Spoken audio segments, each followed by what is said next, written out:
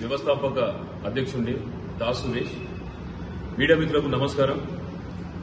ఈరోజు బీసీ రాజ్యాధికార సమితి ఉత్తర తెలంగాణలో నూతనంగా ఏర్పడినటువంటి జిల్లాలలో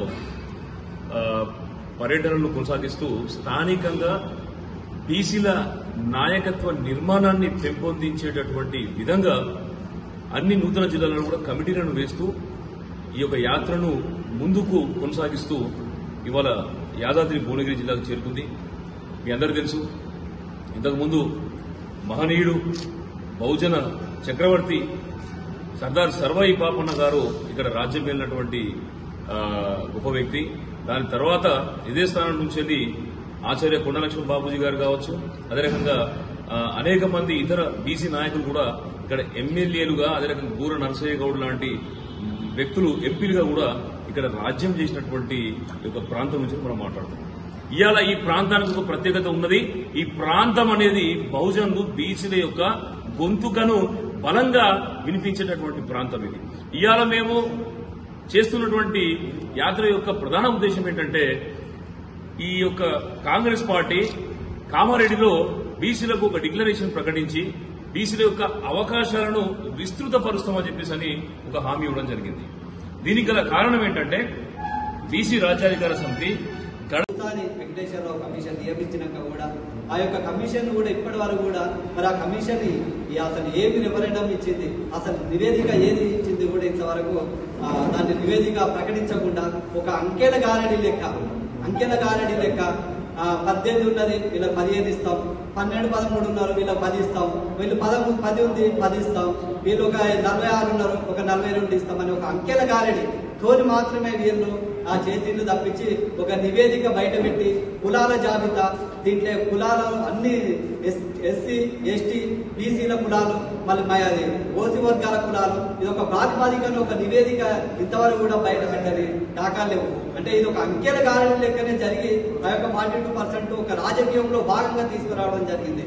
మరి దీంట్లో అసెంబ్లీలో అప్పుడు ఎస్సీ వర్గీకరణ సంబంధించిన బిల్లు, అదేవిధంగా అదే అసెంబ్లీలో 42% బీసీ రిజర్వేషన్ బిల్లు కూడా ప్రవేశపెట్టిన స్థాయిలో వాస్తవానికి నిండు అసెంబ్లీలో ఎస్సీలకు సంబంధించిన వర్గాలలో అప్పుడు కడియల్ శ్రీ గారు లేచి మాకు 18 మీ 20% ఉన్నాం, 18% నుంచి 20% రిజర్వేషన్ ఇవ్వాలన్న వ్యక్తి కనీసం అంతమంది బీసీ ఎమ్మెల్యేలు ఉన్నా కూడా మరి మా 42% రిజర్వేషన్ ప్రవేశం పెట్టేందుకు మరి ప్రవేశపెట్టినాక మాది ఇంత వర్గం కాదు, మేము 60 ఉన్నాం 65 ఉన్నామని ఈ యొక్క మరి ఇది దేనికి లాభం అని కూడా కనీసం ఒక్కరు కూడా దీన్ని ప్రశ్నించలే.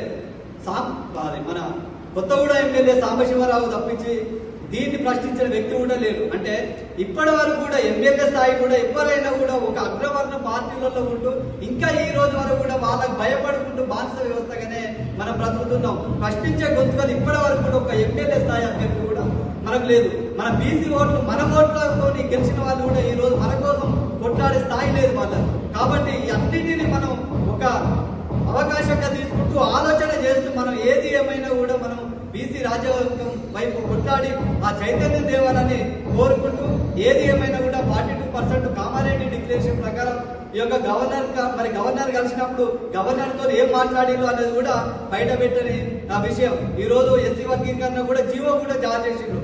మరి 42% బీసీలో కార్యదర్శి ముంజాల రాజేంద్ర గౌడ్ గారు, అదేవిధంగా వైద్య రాజగోపాల్ సార్ గారు, బుర్రా కుమార్ గౌడన్న గారు, శ్రీధర్ గారు, అదేవిధంగా స్వరూపక్క, జనార్దన్ అన్న, ఈ జనగాం జిల్లా ఈ భువనగిరి జిల్లా ముఖ్య నాయకులైనటువంటి భిక్షపదన్న, లక్ష్మీనారాయణ గారు, అడ్వకేట్ అన్న గారికి, ఇక్కడికి వచ్చిన మీడియా మిత్రులు, పత్రికా మిత్రులకు పేరు పేరున ధన్యవాదాలు తెలియజేసుకుంటూ, గత వారం రోజుల క్రితము అంటే 11వ తారీఖు జ్యోతిబాపులే ఆ జయంతి సందర్భంగా మేము ఈ కార్యక్రమాన్ని ఉత్తర తెలంగాణ వ్యాప్త కార్యక్రమాన్ని నర్సంపేటలో ప్రారంభించి నెక్స్ట్ డేనే ములుగు, భూపాలపల్లి, పెద్దపల్లి, జగిత్యాల, సిరిసిల్ల, కామారెడ్డి, ఈరోజు యాదాద్రి భువనగిరి, సాయంత్రం జనగాంతో 10 జిల్లాల్లో నిర్మాణ ప్రక్రియను విజయవంతంగా ముగిస్తున్నామని చాలా